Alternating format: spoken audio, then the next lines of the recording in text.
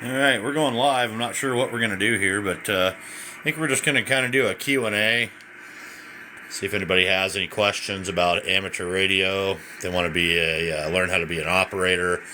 You want to learn how to get your license, learn about gear, learn about antennas. Whatever you want to learn. I've got information. Lots of it. May not be good information, but I got some information. Now here we are in the ham shack.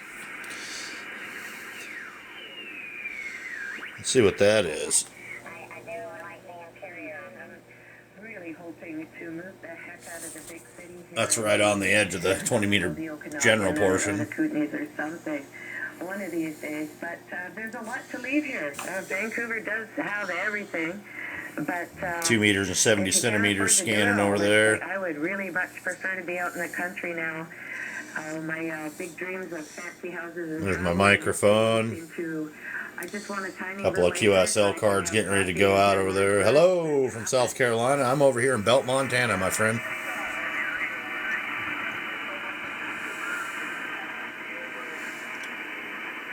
As I said, we're just going to kind of do a Q&A over here, see if anybody has any questions or anybody interested in amateur radio, ham radio, want to know how it works. Whiskey 4 Delta Delta Zulu. Hello, Whiskey 7 Tango Victor Sierra out here in the town that holds your pants up. Thanks for the follow. Give you a little tour of the shack here, I suppose. Normally when I go live here, I don't really know what to do, because normally when I do this, I just kind of set the phone up right in front of the radio there, and I just call QRZ and work pile-ups, but we're going to, thanks for the follow. I think we're going to do a little different here. I have got QSL cards in the ceiling over here for running out of room. But, that's kind of what we got going on over here. Hanging out down here in the basement. Whoa. That's a bunch of jazz. That was on a 2-meter repeater. I wonder, 240? What do we got going here?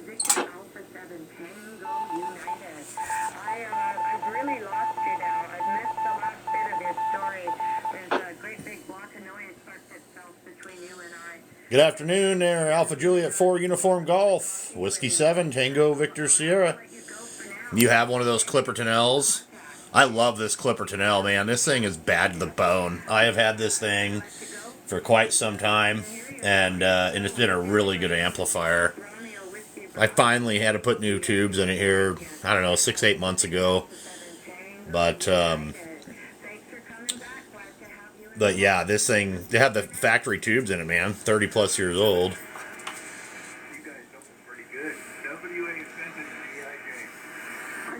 Yeah, that Clipperton L, though, that thing is bad to the bone, man. It has been just a really, really solid amplifier for years. I've ran this thing. Nope, it's 4 572B tubes is what it is. Right here. Here's the, there you go. That's the 4 new tubes I got. Yeah, the 3500Z tubes also kick butt. They're nice. They're solid. Just stout. Turn that down. This gal's in Canada. K0LWC. Just the guy I wanted to see. Check this out. Look at here. K0LWC. K0LWC. That's awesome, dude. I just want to tell you that. That is just badass. So, excuse my French, but that's awesome. So, I put it up there right next to your card, man. Thank you so much. Yeah, that's it. I tried to show you last night, but I think you already came out of the live, so. But yeah. Yeah, those FL 2100s are great amps too. I don't know if you want to call this an AL811 HD. I think this Clipperton L is going to outlive that Ameritron. No offense, but that's my own opinion.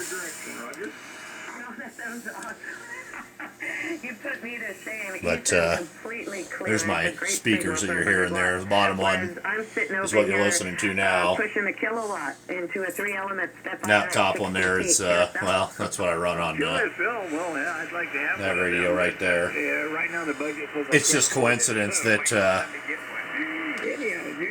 it's very just coincidental that I happen to have a Kenwood speaker on a Kenwood radio. I picked it up to just happen to have it. The ICOM one, the reason I have that hooked to my ICOM is because, well, I love the sound of that particular one. The Clipperton L, it depends who you talk to. I usually run this thing at about 500 watts. Realistically, well, heck, I'll just show you. Let me find a clear frequency here. Let me get off that. It's going to be pretty dead right about there. Let's see here. Oh, you can't see that. That's about 55 watts of drive. We'll call that 60 watts. There's my watt meter right there. Oh, let's see. I'll just show you. That's on the 1.5 kilowatt mode. Whiskey 7, Tango, Victor, Sierra. There you go, right there. That's Do you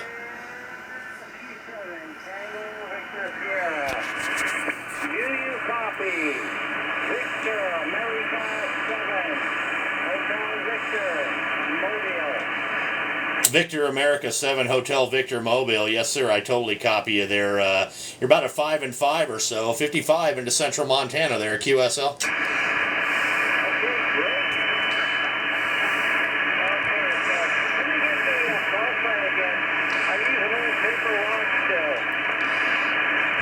I'm sorry, you kind of took a dip on me a little bit there, but I'll give you my call sign again. My call sign is Whiskey 7 Tango Victor Sierra, and I'm in the town that holds your pants up called Belt, Montana. Very good, very good. I'm mobile, 9-watt mobile, 9-watt mobile.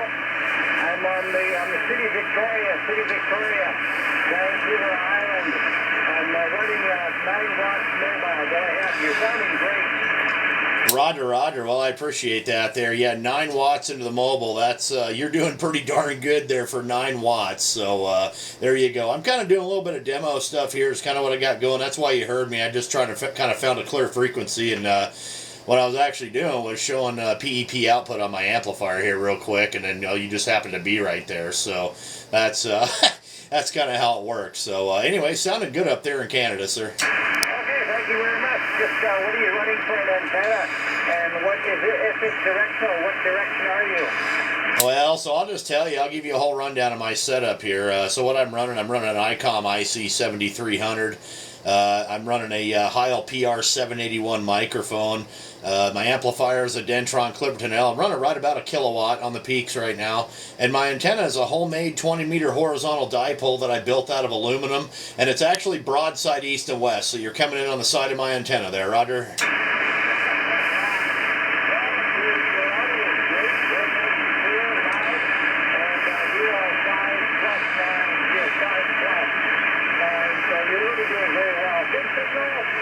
Thank you very much. My name here is Hank. Go ahead. Roger, Roger, sir. All right, man. Well, I'm going to let you go there. But, hey, I appreciate that. Thank you very much for the signal report for the solid 5 and 9 up there into Canada. And hope you have a good day. Mobile safe out there. You're doing a good job with your 9 watts there, my friend. 73 for now. This is Whiskey 7 Tango Victor Sierra out here in the town that holds your pants up called Belt, Montana. We'll catch you later, my friend. Okay, thanks. I just have your name for my logbook. Yeah, Roger, my name is Travis. Sorry about that. Travis, Tango Romeo Alpha Victor India Sierra, QSL. Copy, 73. And that's how we do it right there. But that's pretty cool. And no, I don't do much SDR, or I have a handheld that can get into that stuff. I don't really know how to get into it too much. I'm not that good at it. I like this stuff here. I'm absolutely terrible with that lambic paddle, but that's what I learned on when I was about 11 years old right there. So I could key out some stuff with that, but I'm really rusty at it. I'm just not nearly as good as I used to be. I probably should have been playing with this for years, but just kind of got into the whole sideband thing, and yeah. So back to what I was saying. Let's see. Yeah, Grandpa was on the ham stuff. Right on. Yeah, so realistically, Alpha Juliet 4 Uniform Golf, yeah, it'll do a kilowatt. It'll do more than a kilowatt. If I hit it with 100 watts, it'll do like 1.2 to 1.4 on the peaks. I really don't like running it that hard. I don't really even like running it at a kilowatt. When I'm sitting out here calling CQ and calling QRZ and stuff like that, I'm running it like 400 to 500 watts on the peaks. I don't drive that amplifier very hard. If I'm trying to break a pile up or something, I'll bump her up to a kilowatt. Or if I'm just out here, hunting POTA or something, I'll usually run it 800 to 1,000 watts on the peaks. Thanks for the follow, buddy. Appreciate that. Yabba dabba doo.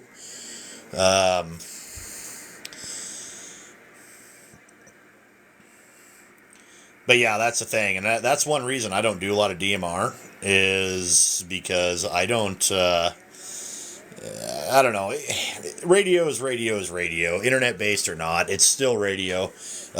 My opinion is, though, if the internet goes down, and that's all you know how to do is internet based stuff, what's the point? So that's why I stick with good old airwaves there. Yeah, the V71A, I love that rig. I've had that thing for years. That thing used to be in my pickup. I beat the hell out of that thing, and it just keeps on going. But now it's going to live a good life here in the ham shack. It's going to stay warm and ambient temperature and all that good stuff there. So now I've got a IC 7000 in my truck there and HF antennas and the whole gamut. But yeah, I love that V71. Absolutely awesome rig. I need to get one of these Montana Love stickers there instead of just keeping that Oregon one there. I do love Oregon too. It's a beautiful place, but need a different one. Anyway, I have this. I need to get some batteries. I'm putting this thing. I don't have the adapter for this. I got this for a song. It does work. I threw some batteries in when I first got it. It does work, but old Realistic DX440. That thing's bad to the bone. Big old long antenna on it. Thanks for the follow. And that thing's just a shortwave receiver. It'll listen to about everything. So anybody it's an older rig right there. That thing, it's not new by any means. I think I got it for like $50 or something. Somebody just trying to offload it, and I said, yeah, I'll take it. Heck yeah. And so if anybody's wanting to get into this stuff and just kind of listen, that's a good way to do it. You can spend hundreds and hundreds of dollars on these things. You can find like an Eaton or something like that, and spend $1,000 on one if you want to. But if you can find one of these old ones here, you can listen to just about anything ham radio on them. You can listen to shortwave stuff. You can listen to overseas stuff. Just whatever, whenever the conditions are there. It's pretty cool. Or you can listen to your local radio stations too. Kind of cool stuff. Let's see. A Striker CB radio. I'd have no idea where to find a Striker. I don't really play with them too much. They're out there. I don't know anything about the Strikers, though. I just know they're a quote-unquote import ham radio, but they're really not. Call them a 10-meter radio, I guess is what they call them, but, Thanks for the follow, guys. I appreciate that.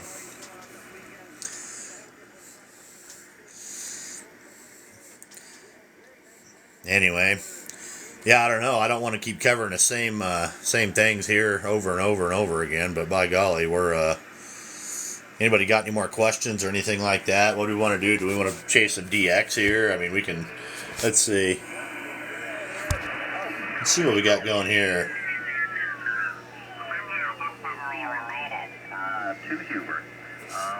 Sounds like some guys just ragged you, and thanks for the follows. So, again, that's truly amazing. Go ahead. You hear the one guy pretty well. The easiest way to learn, YouTube University, man. That's really where it's at. Another good way to do it is get hands-on with it. You can find a local club and you can get with those guys and kind of see if one of them can get you to, hello, Jim, do you want to come in? Anyway, YouTube University is good, but you can get hands-on with it. That's another good way. Or if you learn by reading, you can always, get Gordon West books or ARRL books. YouTube can get confusing. but there's a lot of different stuff. A lot of stuff online, man. You know, I do a fair amount of it. I probably need to do more teaching, to be honest. I'm just not that great at it. So I don't know. There's a lot of different ways to do it. Jim, do you have anything on that, maybe? Or do you want to come in the live? Or Jim's awesome. Everybody, if you want to, follow Whiskey 7 Juliet Romeo W7JJR. He's pretty good at this stuff too. My antenna, depending what I'm running here, thanks for the follow. My antenna is for 20 meters is a horizontal dipole that I built. It's built out of aluminum. It's broadside east and west. I'd probably go outside and show you, but frankly, heck, no, it's cold. There's snow on the ground and ice, and I just don't want to deal with it. I'm still in my jammies. It's Sunday, and I'm not doing that. Sorry. But anyway, horizontal dipole I built out of aluminum. It just sits up there. Big ol' eyesore, but it works really good. I've got wires up. I got a 75 meter dipole up in the air. I've got a 2 meter 70 centimeter big high gain vertical up in the air. Stuff like that. Yes, ham radio is the best. I've been doing ham radio since I was 11 years old, so we're coming up on about 28, almost 29 years I've been doing this stuff.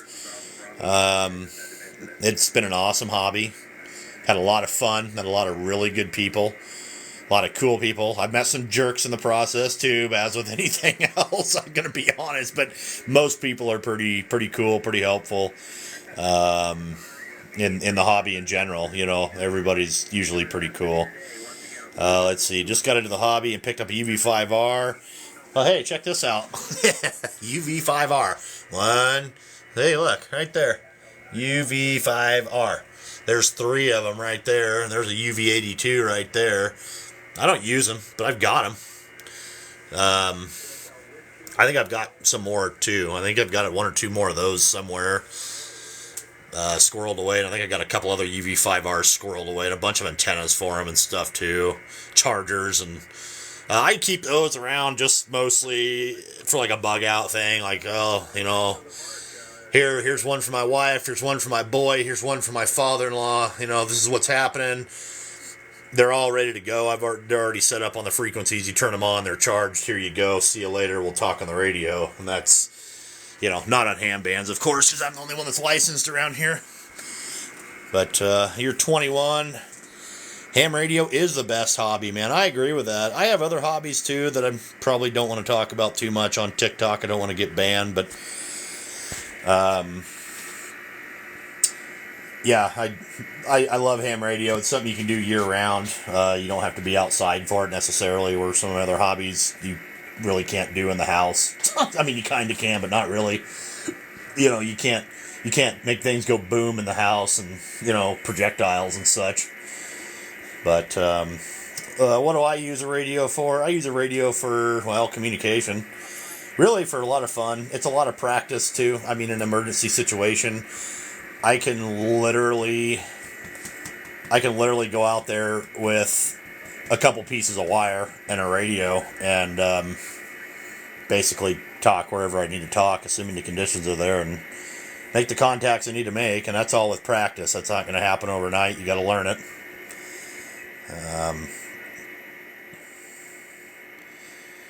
November 7, Romeo Kilo Yankee. Hello, John. How the heck are you, sir?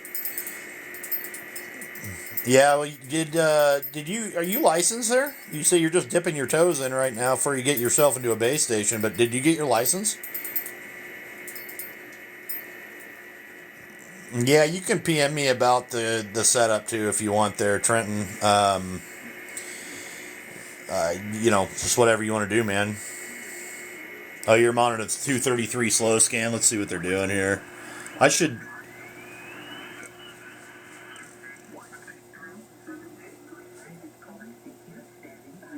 Oh, wow. Somebody's calling CQ on 230.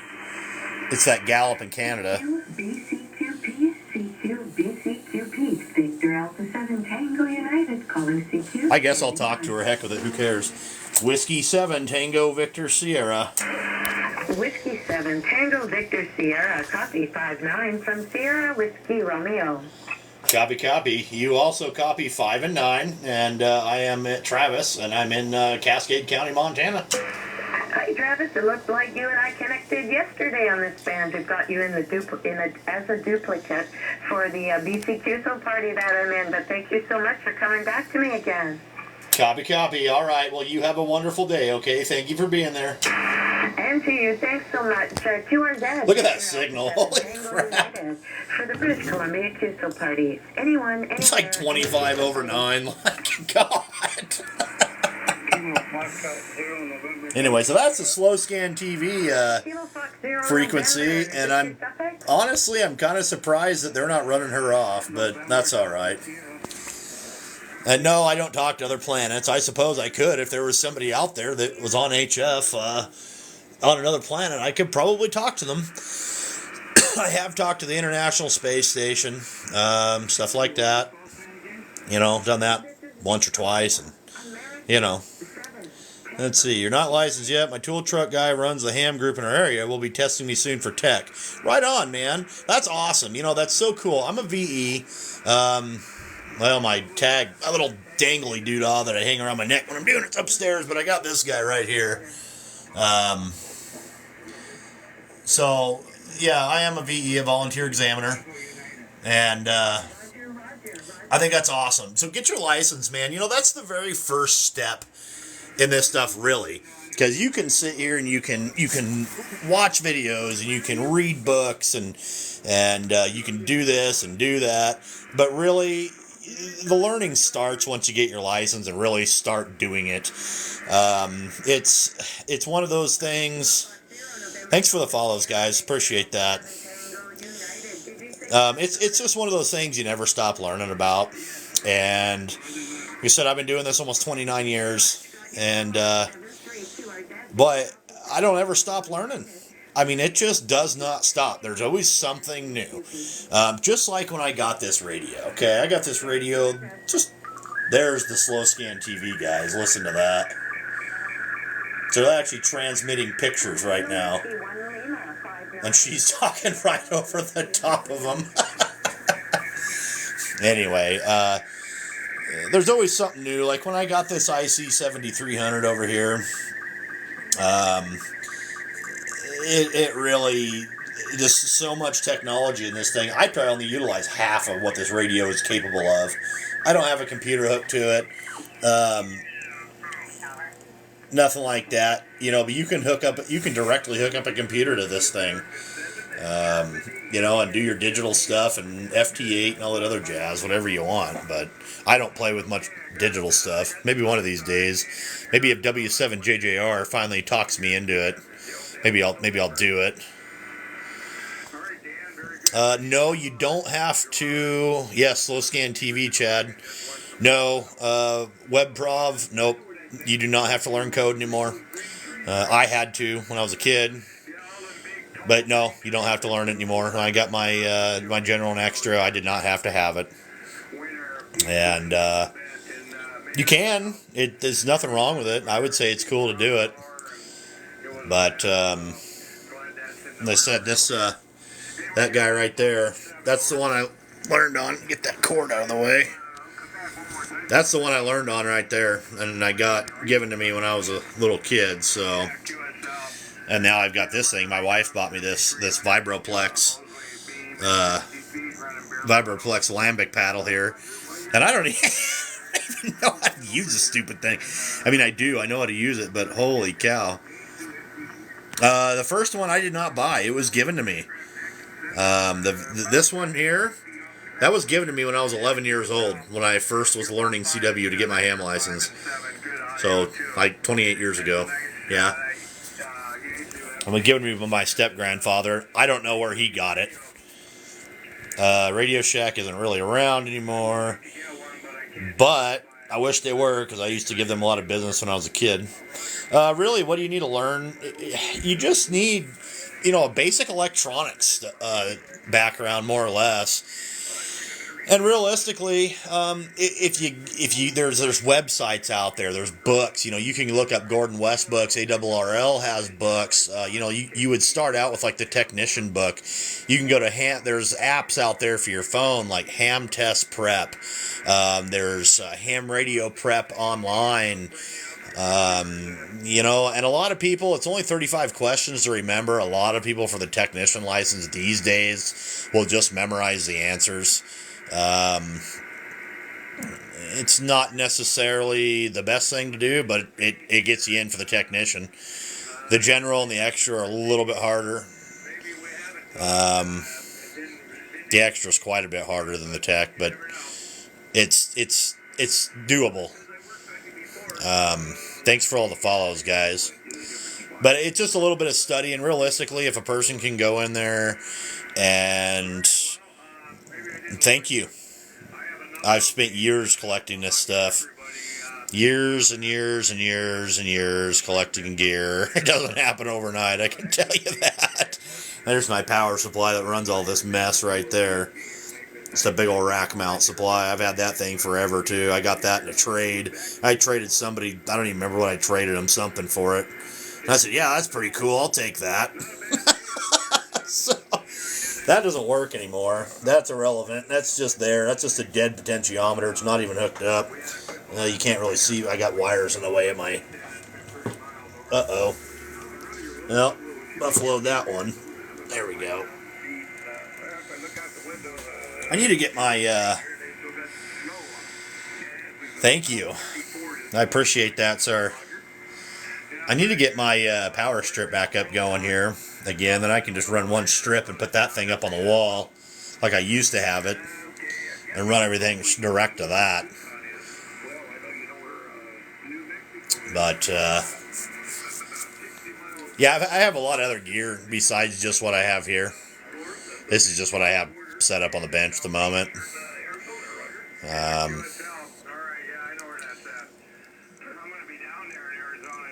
Yeah, I'm extra class operator.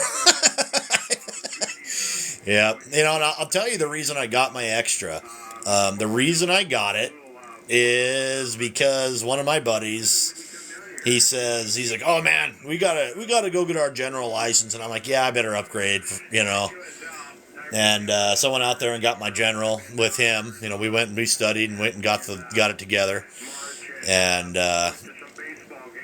And then he's like, oh man, let's go get our extra. And I'm like, yeah, all right, let's do it. Yeah, let's get our extra. And we studied, and then it came day to test, and he never showed up. And I went there and I got my license. I got my extra.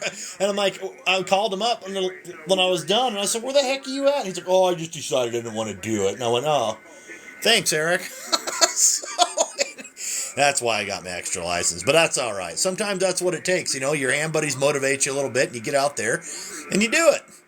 And that's okay. Because now it's done, and I just have to, just renew it once every 10 years. It's just coming up here pretty quick again for renewal, and next year anyway. Let's see. You just want to listen? Is a Grundig good? Yeah, heck yeah. Grundig's great. If you just want to listen, that's what I was saying earlier. This guy right here, this old wallered out radio, which actually this thing's in pretty good shape. I got this thing for just a song. This thing works fantastic to listen to all the shortwave stuff. I mean, you can see it right there.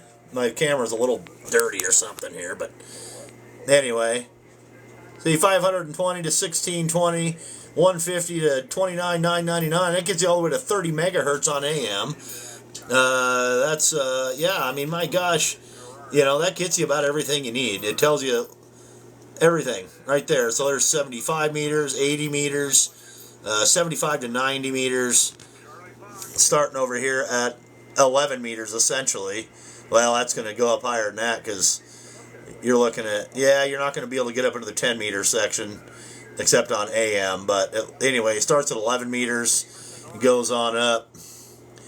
And you can get into almost anything with those Grundigs. They're awesome.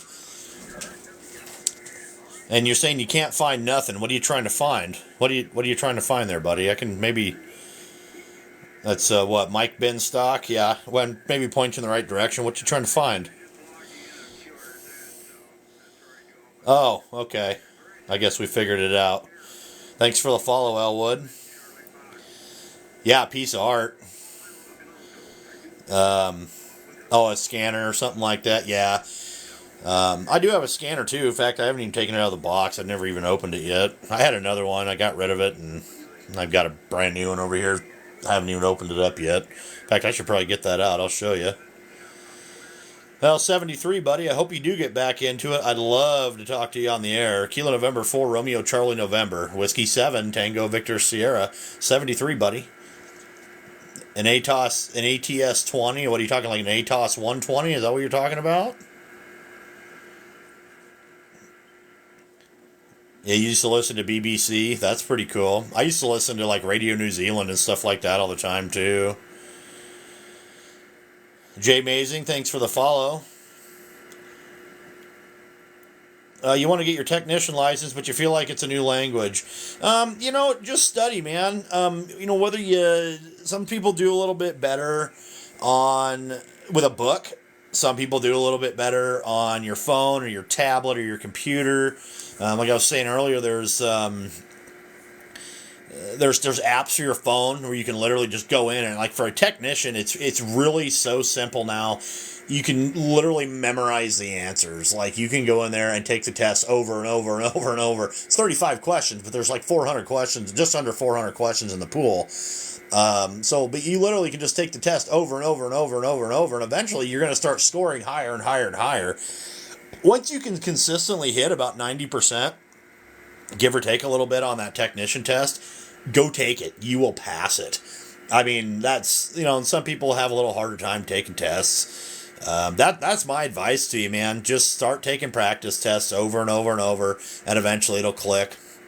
Little story on that. I have a friend of mine who I got into ham. He had a CB hooked up, and his girlfriend actually worked at a store that I used to go to almost every morning. I would go in there and get a cup of coffee and something, and like a donut or whatever before I go to work. And she always saw the antennas on my pickup. And one day she says, my boyfriend really kind of wants to get into that stuff. And boy, I connected with him. Well, it turns out that he was completely illiterate. Like, he's a hell of a builder. He's a carpenter, really good. But he can't hardly read, and he's just completely dyslexic. I'm going to tell you what, that guy's got his extra class ham radio license to this day, and he still does radio. So I'm going to tell you right now, if that guy can do it, anybody can do it. That's a fact. Just throwing that out there. And I'm not saying he was dumb, because he's not dumb. He's a smart individual, just very dyslexic and mostly illiterate. Just had a really hard time in life with figuring out how to read and write and stuff like that. And great guy, smart man. But he got it, and he has his extra class license to this day. Download the Ham Test Study app, or buy the book. About a cheap receiver, yeah. Lower, upper sideband, AM, FM. Yeah, or even those old Sony ones, too, are real good. You can pick them up for usually under $100. Logan, Utah. Sorry, I'm trying to keep up here. There's a lot of stuff going on. I'm trying to keep up with everybody. I appreciate all the likes and the follows and everything too, guys. Here, I'm trying to read everything as I'm going, but I'm getting behind. You guys, but I was tickled. It was my home state Super AM radio station. Right on. Well, here's the thing. If you're looking to do, what is it, VinPuck, I think is what it is there. If you're trying to do something other than 2 meters, I mean, if you're a technician, I mean, you can do, you're wide open on 6 meters. You can do 10 meter sideband, 28.3 to 28.5 megahertz. You're wide open on that. And there's a ton of people on there. I don't have a resonant antenna, but let's see. I bet you there's people out there. Let me switch to a different antenna here. Let's see. Let's try that wire. See, look, there's signals on 10. Let's see here. This is not a resonant 10 meter antenna, but like, this is 10 meters. Oh, come on. There's so many guys out here. Look at this.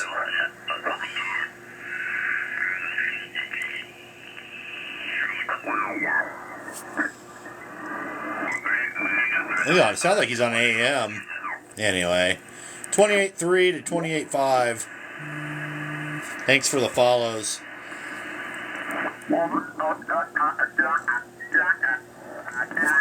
Guy on AM. On lower sideband. If you select my 1010, it's There we go. 4337 QSL. See, look at that big old signal, and you can talk to him. I don't have anything resonant for 10, so I'm not going to key up on that. Okay, David. Hopefully you'll get your 10 up with the band opening today, and we can exceed the number next time. Thank you for the contact, David. You used to have your license November 5 Kilo Tango Fox, and your spouse is November 5 Kilo Tango Echo. 5UNX. Love to get a handheld radio. Need help? Well, what are you looking for, buddy? What are you looking for? You can get if you're looking for just a cheap like 2-meter rig, man. Victor Echo 3 Alpha Romeo Lima. I don't really like them too much, but you can get yourself a Bofang UV5R for under $30 on Amazon.com. If that'll get you in there and get you going, Kilo Bravo 5. Uniform November X-ray. The name is Maury. Did I get my license to do what? To talk on this stuff? Oh, yeah. I mean, there's guys that say, oh, I don't want to get my license, blah, blah, blah. It's like, well, that's fine. You can do whatever you want, but I would definitely recommend it.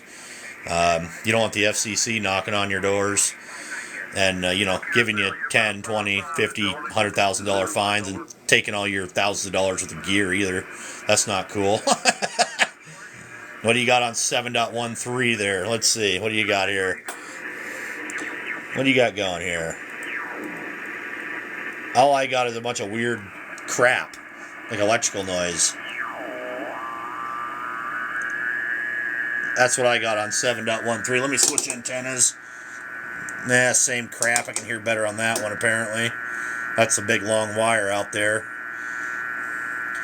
An antenna for what? What are you trying to talk on there, buddy? Are you trying to, let's see. So yeah, Vinpuck. What radio do you recommend? An antenna. I'm currently using a J-pole. What are you trying to do? I guess.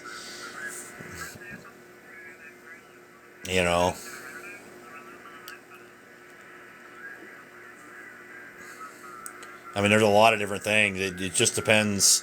J-pole's great. I've talked on J-poles for 2 meters, 70 centimeters, 10 meters. J-poles work awesome. Yeah,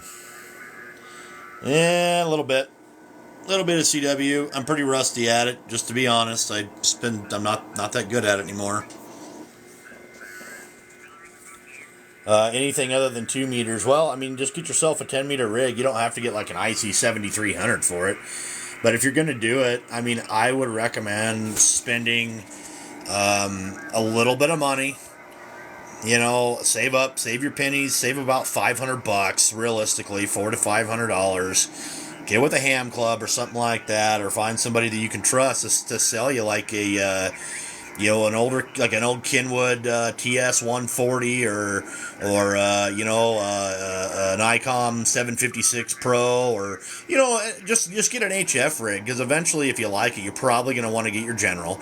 And if you just get a 10-meter rig only, or there you go, Jim, an IC 718, a very basic rig, and they're bulletproof. So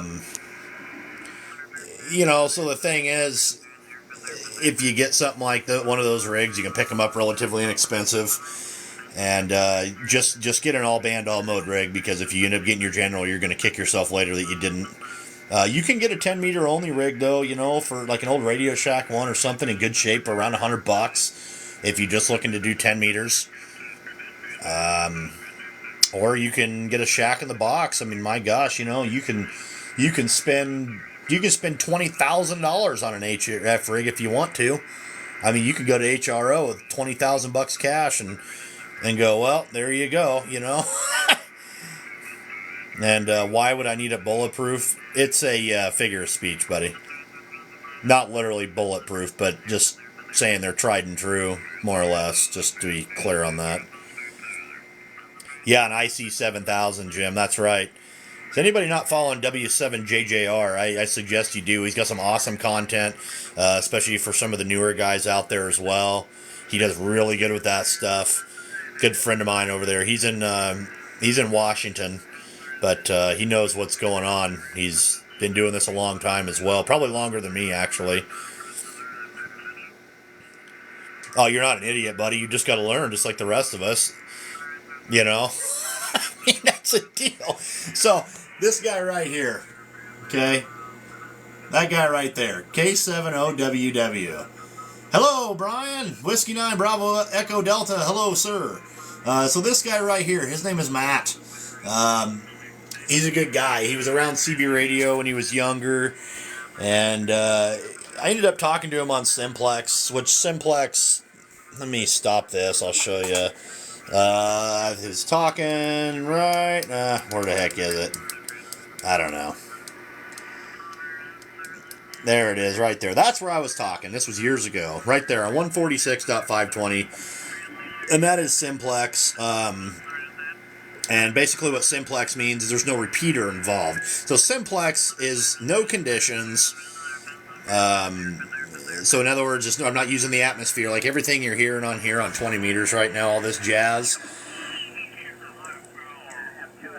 The only reason that this is even working wherever these guys are in the country is because the ionosphere is working right now. The ionosphere is opened up, so the signals are bouncing off they're leaving my antenna, bouncing off the ionosphere, and essentially spreading out like an umbrella and coming down in a specific area. So with this, come on, focus on. There we go. So 146.520 is in the 2 meter band, and that is a simplex frequency. Typically speaking, you're not going to get an awful lot of what you call ducting, which is basically what you're going to call skip, or coming off the ionosphere, like this stuff over here is on the lower frequencies. So this is antenna to antenna. So anyway, I had a radio sitting just like this on one side, and I was scanning another side just like that. In fact, it might have been the same radio. This is years ago. And I heard somebody, and I can't even remember what his original call sign was now. He wasn't K70WW, but I heard him just faintly.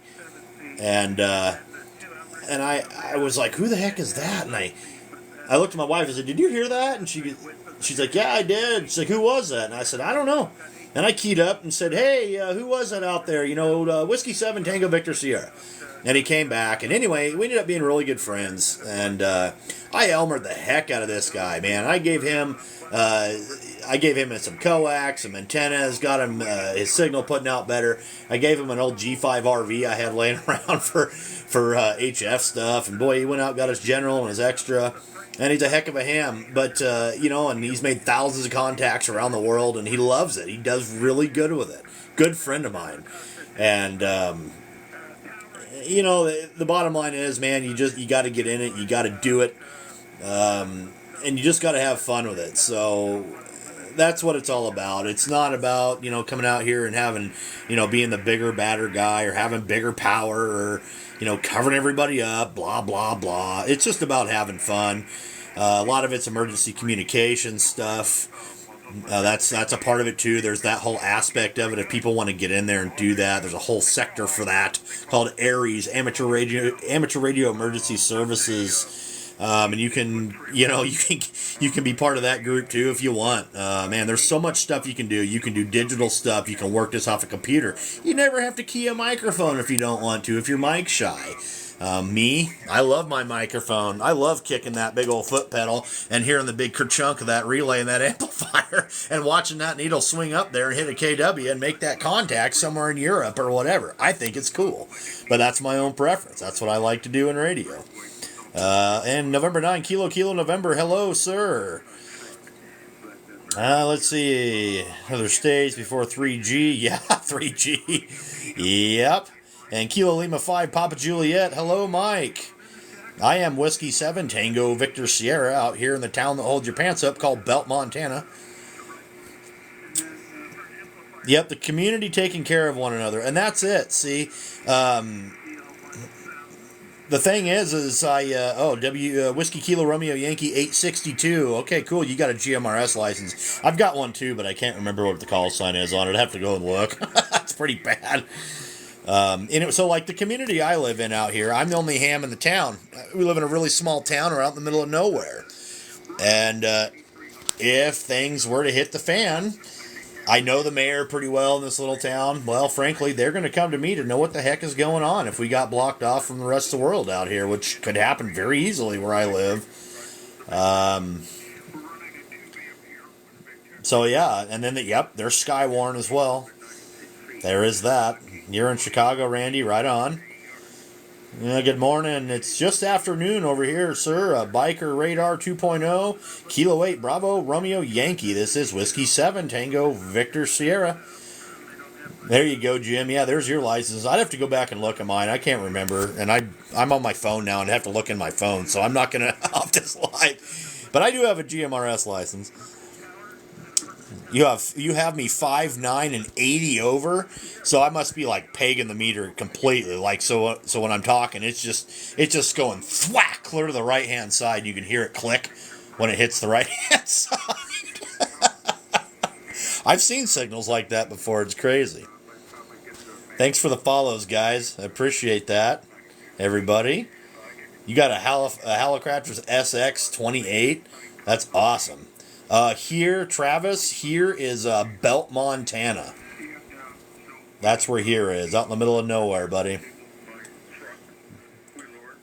General license, yes, it does cover 10 and 12 meters, 100%. Well, not 100%, but 90% anyway. So here's a band plan. This is something you're going to want to get if you're unfamiliar with the bands, okay? This tells you where you can be. So 10 meters. Here we go. Right here. So EAG. So extra. That's extra general. Anyways, N and T. There's technician. That's advanced. Is what the A is. Sorry, brain farted there. So that kind of tells you where you can go. So that's extra, advanced, and general. You're from 28 megahertz all the way up to 29.7 as an extra. As a general, you are 28.3 to 29.7 megs. If you're a technician, if you're a novice, you're 28 to, what is that, 28.3. If you're a tech, you're 28.3. This is for CW down here. So you're open up in that area, but for any class. But up here, 28.3 to 28.5 is a technician on sideband. So extra and general, you got it all wide open. Sideband and the whole CW and the whole sideband portion as well for 10 meters. Sorry, that's kind of a stretch. That's like 5 feet away. So I was, but 10-10 international contest going on. Yep. Thanks for the follow.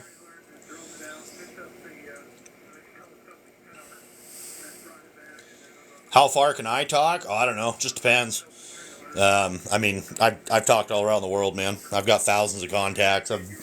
Well, I don't know. How far can I talk? Let's see. Let's try this. I am right about there. So right about the middle of the state. And then you go like this, and you look at everything. That's how far I can talk. That's it. Even behind this shirt. Yeah, I can even talk over there. Anywhere. That's how far I can talk. So, you name it. Like I said, I'm right about there. Give or take a little bit. And that's how far I can talk. Including way out there. Just throwing that out there. No, you're all good, buddy. Thanks for the follow. I hope that clarifies it. An RCI 2950. Those were good rigs, man. They really were. I've played with a couple of them before in the past, a lot of years ago. They're great rigs, and they do 10 meters well. They have alignment issues, but as long as they're straight and everything's squared away on them and all the caps are good in them, boy, they're great rigs. Kind of funky to run, but they're cool. Yep, around the world, Randy, that's right. What would you say to someone wanting to come visit Montana? Come visit Montana. I don't care. Doesn't matter to me. I mean, just, yeah. So you're listening on 14.3, so what is that, the Maritime Net? What do we got? 14.300. This is Kilo Zero, Bravo Oscar Tango. Oh, before I go on, you know everybody, Maritime's, That's the Maritime Mobile Net. whenever they want. Yep, I've talked to the ISS before. If they have an emergency or, On 19, what is that? so, CB Radio, channel 19? I'm sure it is. I can roll through there, but I don't know. Anybody that says Maritime. Lots of people talk on the ham radio. This is Kilo Zero. Lots and lots and lots of people. My name is Dick. I'm in the Black Hills of South Dakota. Net control for this session. This guy's in South Dakota. Mobile Service Network. I'm taking general. Let's see here. Watch this. Anyone I can hear, spread them out. Over. Whiskey 7, Tango, Victor, Sierra.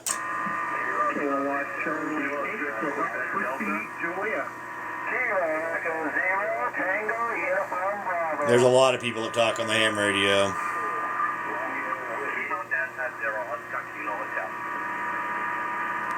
Thanks for the follow. Kilo 6, Quebec Delta. Am I a good buddy? Oh boy, I've got, hey, man, I don't know. I got a list. Man, I hope you guys all hang around. Kilo 6, Quebec Delta, please stand by. Kilo 4, please stand by. Tub, T-U-B, I know that guy. Please stand by. Kilo Charlie 8, Quebec Whiskey Juliet. Oh, please stand by. Wow, what a list. Whiskey 7, Tango Victor Sierra. Travis, hey, man, how's Montana? Over? Well, there, Dick, I tell you what, man, it's pretty good over here today. We had a little bit of rain yesterday, and I got me up an antenna before the weather came in, and woke up this morning with about 2 or 3 inches of snow on the ground with a whole layer of ice underneath it, and we're currently about 23 degrees there, QSL. Hey, I got that whole thing, Travis, 23 degrees. Man, it's snow and ice. Travis, did the weather gods miss anything for you? Over? No. Well, I think last time we talked it was like close to like negative 50 or something crazy. So, no, they haven't missed it. But the one thing they have missed is wintertime because it's been a really weird one there, Dick. But, yeah, that's it's been an odd one. That's for darn sure. So, anyway, I don't want to hold you up there, my friend. I just wanted to get in there and say howdy. I like to do that once in a while. So, thanks for taking my call. And I hope you guys have a wonderful day. And thanks for running the net. I appreciate everything you guys do out there. And I'm going to say 73 for now. This is Whiskey 7, Tango, Victor, Sierra, out here in the town that holds your pants up called Belt, Montana, 73. I like it, Travis. I like it. Yeah.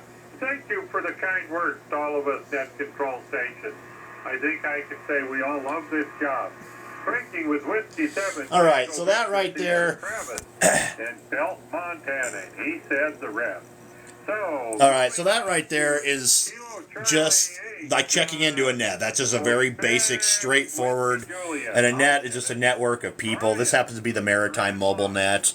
And the one thing I believe in, some people might choose differently, but I believe in 100% positivity. When I'm out here doing this stuff, man, when I'm out here QRZing for those of you who have watched my lives before, usually when I'm just calling QRZ and taking calls, it's all positivity, and that's the one difference between, and I'm not saying everybody's this way, so don't take me wrong, but that is the difference between a lot of CBers and ham radio operators. A lot of the ham radio operators are going to be a lot more like-minded, a lot more level-headed and mellow, and they're not trying to cover each other up. They're just out there trying to make contact, say hi, and be pleasant and polite to people. That is one good thing about people, and I've heard so many people who've got ran off from radio in general because, oh, I'm coming in 10 over 9 in Alaska. Well, I appreciate that there, Mike. Thank you. Jeez. But I live on a hill, man. I'll be honest, I do, and a lot of it's propagation. But I do live up on a hill. I think that does make a little bit of a difference. It's not a big hill because, technically the town of Belt is in a hole. But anyway, like I said, just be polite. But so many people have been ran off who don't even want anything to do with radio because they've been on the CB radio and just hear people harassing everybody and covering people up and this and that. And they just don't want to deal with it. And so they're like, I don't want anything to do with radio. And then they get into the ham radio and see what it's about. And they're like, wow, this is actually cool. Like, people that wanted to be in radio discovered something new and they got into it and got their license. And it's just, really the radio thing, it takes a certain person. It's just about wanting to communicate with your buddies and saying hi to people without wires and, see where the conditions take you. That's what it's about for me. It's just awesome. You bought an FTDX10, supposed to be here tomorrow. Right on. Kilo Quebec 4, Juliet Lima Oscar in Virginia. That's a good rig, man. The FTDX10s are fantastic. Oscar, thank you for the follow. Best book for license study? Yeah, there's Gordon West books. There's ARRL books. I did really good with the Gordon West book. I liked it. You just get online and poke around at them. It's a preference. I did really good with Ham Test Prep on the app too on my phone. And thanks for the follow there. Kilo Lima 5 Papa Juliet, thank you. Let's see, thanks for the follow, Jimmy. FT101ZD. And what year was it made? So you're talking about the old tube rig, or are you talking about a solid state rig for the FT101s? Because there's two different versions of them, the old school ones and the newer ones. Let's see here. How much would it take to get started? Really, it doesn't take very much to get started. Randy, my call sign is Whiskey 7 Tango Victor Sierra, W7 TVS. It's not my government issued call sign either. That's my vanity. It doesn't take much to get started. If you really want to do it and you want to get a license, which technically is through ARRL, who I test through, who I'm a volunteer examiner through, it costs $15 to take the test. And if you pass your technician, you can take the general right there on the spot, no extra charge. If you pass that, you can take your extra right there on the spot, no extra charge. And if you pass that, then you're done.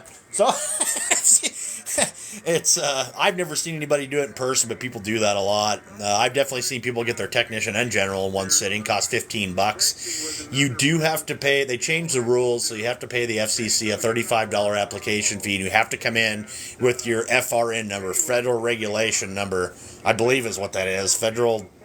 Anyway, whatever. You got to have an FRN number. Mike McDonald, thanks for the follow. Andrew, Cyberbob, thanks for the follow, guys. No, I don't do much with CB. I have some CB stuff. I have an old CB radio that my grandpa gave me when I was like a kid. That was my first real station. It was an old Unit Grant, and he put a little antenna up in the air for me just to kind of talk local around town with, which didn't last long because I got my license shortly after. But I still got that radio. Yep. Chef Steph. You're new to ham. Congratulations. Everybody give him a round of applause. That's awesome. I love hearing that. That is so cool. Congratulations on being new to ham. What class of license are you? Did you just get, are you a technician, a general? What did you get there? And yeah, you could hear him through your TV, more than likely there, Mike. That right there is probably a very trashy signal. It's probably a CB radio. Very, very wide. And what I mean by wide is, you see that signal? That's a pretty narrow signal, pretty average. It's on the scope here. Let me make the scope bigger. Let me go here. So, you see the band scope. So you see that guy's got a pretty big signal. He's like, almost 20 over 9 there. But his signal's pretty narrow. It's within about 5 kilohertz, which is right where it should be. You shouldn't make it much wider down on the sideband. Now, some of these guys, you see these numbers down here on the bottom? I've seen signals from radios that are just what I call golden screwdrivered. And I've seen signals like 30, 40 kilohertz wide both directions. So going from like here to here, like covering the whole thing. And again, you see these guys right around 5 kilohertz wide. That's where you want to stay. You want to stay around 5 kilohertz or less. I can sit here. I got like 2 neighbors up here, and I can sit here and run 1,000 watts all day long, and nobody knows what I'm doing. Nobody has a clue that I'm transmitting anything. And that's the way it should be. You have a Horridor 101 with 2. I don't know what that is. Any cheap RTL SDR? SDR, I don't think it's too cheap in general. Hello, Coque, Charlie Echo 3, Quebec, Yankee. How we doing, sir? What do you mean you can't there? You have to pay every time. I don't follow you, Randy. AI7 RS. Yeah, that's right. She did test into extra. How much is a good radio? Well, it depends what you're looking for in a radio. I mean, you could find a used one anywhere from, $200, $300, $400, $500. You could spend, $20,000 on a radio. It's just whatever you're looking for. Depends what you need. What your needs are. If you want to do just 2 meters or HF or what the heck ever. Delta Uniform 2 India Kilo. Thank you for coming in here, sir. Hello. Batgirly Wendy, thank you for the follow. JR Poe, thank you for the follow. Jim, woohoo! Yeah, right on. You're going to go take the test on Thursday, Chef Steph. All right, good. That is awesome. So cool. I'm glad to hear that. You're going to pass that test too. I know it. You're going to get in there, you're going to get your license, and it all goes uphill from there. So be ready to climb because it's about to happen. It gets crazy. Yeah, and I'm sorry. I'm a little bit. I'm trying to keep up on comments here and read everything, and so I'm a few comments behind. So bear with me, guys. I'm trying to include everybody. John Krager, thanks for the follow. Yeah, good, best of luck there, Chef. I think you're going to get it though. I think it's going to be great. Every time you take a test here, you have to pay $15. Randy, so yeah, that's through the ARRL. That is correct. You pay $15. But if you pass your technician, you automatically get your chance to take your general for free right there. They can hand you that test. It doesn't cost you the $15. That shouldn't. If they're doing that, it's wrong. You're not supposed to do that. It's per session. So if you take your technician and they give you a general test and you fail the general and you say, "Give me another one. I want to do another one right now," then you're going to have to fork over another $15. Otherwise, you shouldn't have to. If they're making you do that, it's wrong. W, thank you for the follow. Jimmy Sanchez, thank you for the follow, sir. Big Red, your dad was a ham for years. That's awesome. This is, man, really, ham radio is just mostly for fun. That's really what it is. It's just about having a good time, the camaraderie, hanging out with good people, collecting QSL cards. There's a huge aspect to ham radio. Thanks for the follow, guys. Brenner K-Wing. Chef Steph, you're going to get it. You're going to get it. And I'll tell you what, hey, Jim, Whiskey 7 Juliet Romeo, I'm going to throw you under the bus. I'm just going to do it. So these people throwing up your GMRS licenses, I'm just going to say it. Jim, W7JJR, he failed his GMRS license the first time around. I'm just throwing it out there. That's kind of a ha-ha, but anyway, yeah, that happened. Brian Camp 51, Critter 104, thanks for the follow. Yeah, Randy, if it's through the ARRL, they're doing it wrong, buddy, because they can't charge you $15 per test. They got to read up on the rules and regs. There's a certain way to do it. If they do not do it correctly, they can pull all their VE licenses from them. And they can take all their paperwork from them and not allow them to do tests anymore. If it's not through the ARRL, then I don't know. It might be a little bit different. But I go through ARRL is who I may VE through. Grampy's Alpha 9 Golf. Hello, sir. 73 to you. I am Whiskey 7 Tango Victor Sierra out here in Belt, Montana. Make beer and wine and sometimes moonshine. Right on. That's another good hobby. See, that's something you can mostly do indoors. See? I don't have any of those other indoor hobbies like that. Maybe TikTok once in a while. That's about it. Whiskey 7, Sierra Bravo Hotel. Hello. This is Whiskey 7, Tango Victor Sierra out here in Montana. Your dad was Kilo Delta 5, November Alpha, Quebec. I'm sorry to hear that he passed there, Big Red. That's terrible, man. I'm really sorry to hear that. Jimmy, Kilo Juliet 1, Mike Bravo Oscar / AG. Congratulations there, Jimmy. You just passed your general test. Right on, man. That is so cool. That is fantastic. Kilo Delta 5 November Alpha Quebec. No, unfortunately, Big Red, I don't think I knew him. May have talked to him at some point, but yeah, I didn't know him personally. Yeah, and a lot of people stick with their general too, Randy. Some people just don't get a extra license. Some people don't ever use it, but I'll tell you what. The one thing about the general license, I will say this.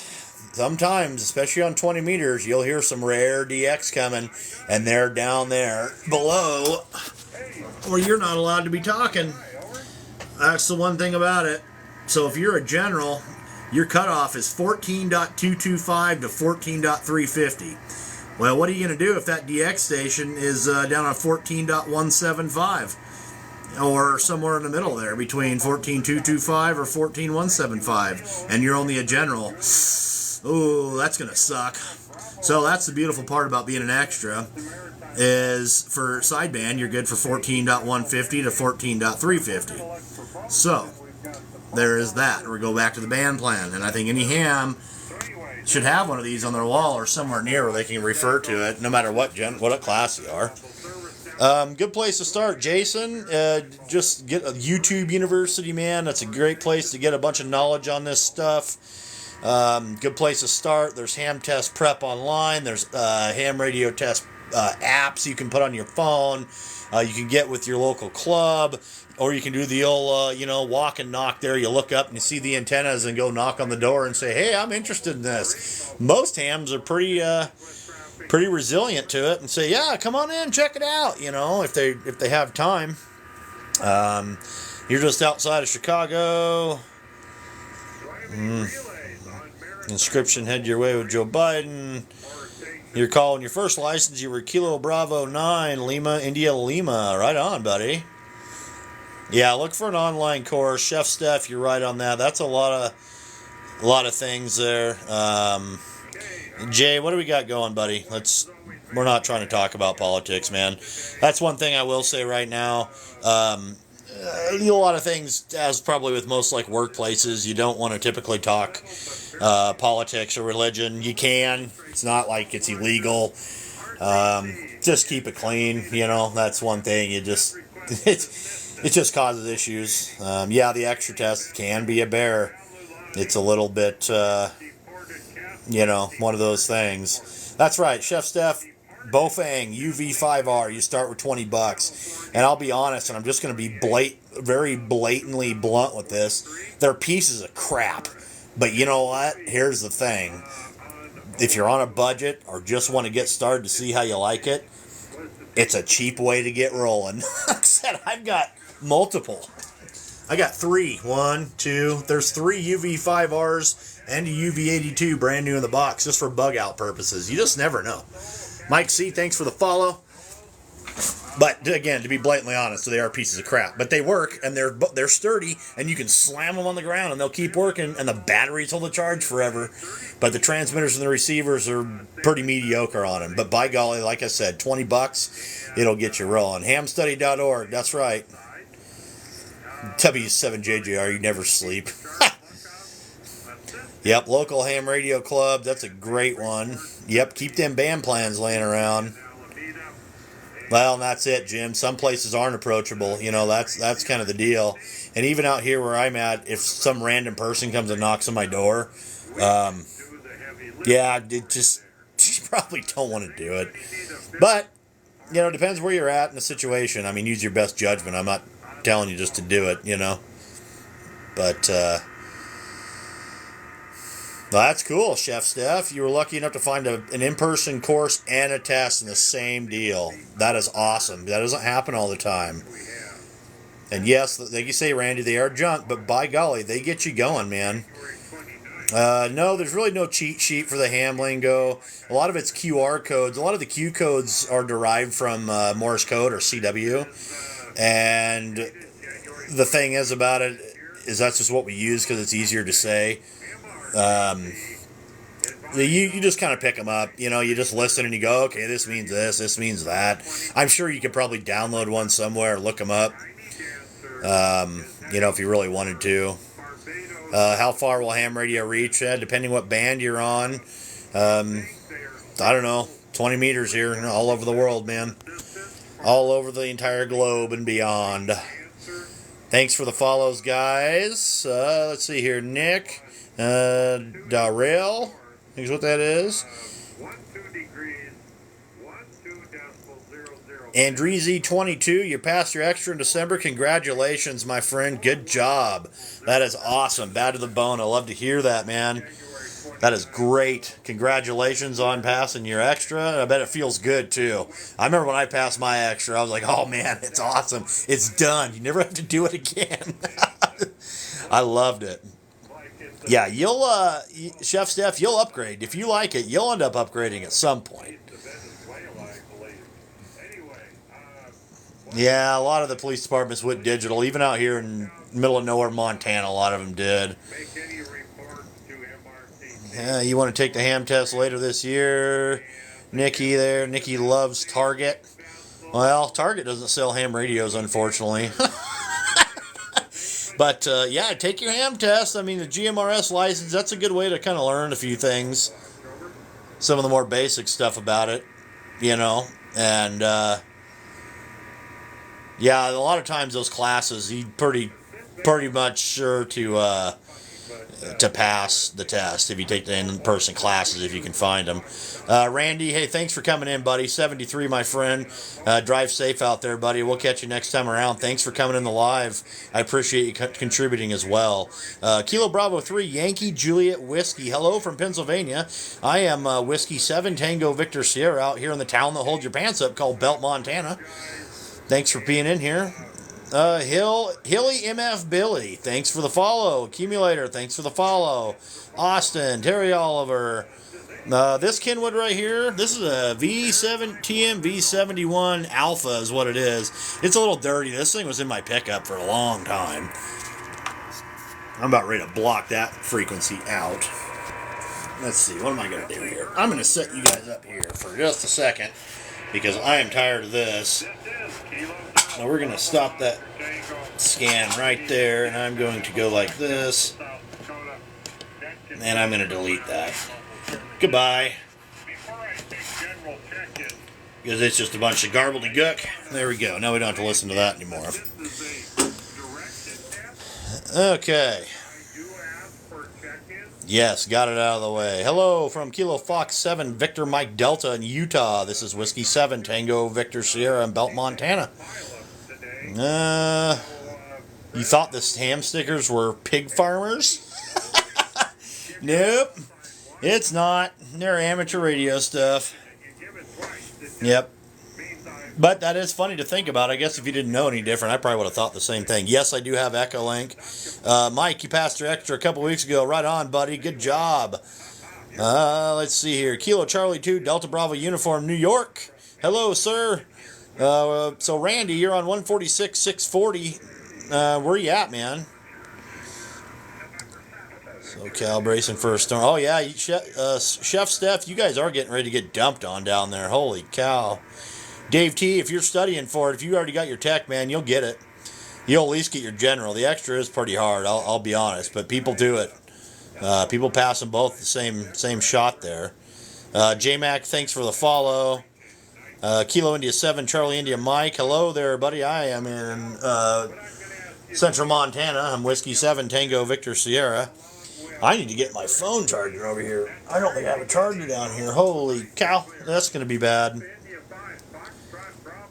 Now, let's see here. Kilo Charlie 2 Delta Bravo Uniform in New York. Hello, sir. Whiskey 7 Tango Victor Sierra out here in Belt. You talk on 75 meters. Do you have to talk about your medical issues? I don't talk about my medical issues on 75. It's funny you say that. That seems to be a pretty common thing. Yeah, I don't know. I don't know why, but that's a pretty common thing. I'm going to set you guys down here for just a minute. QSL for life. That's right. Kilo Echo 5 Papa Papa Tango in Oklahoma. Hello, sir. Let's see here. I got to see if I got a charger. No, don't look like it. I got to run upstairs for just a minute. I'll be right back. I'm just going to leave you guys somewhere here. I don't want to leave you there with all that garbage. Where am I going to leave you?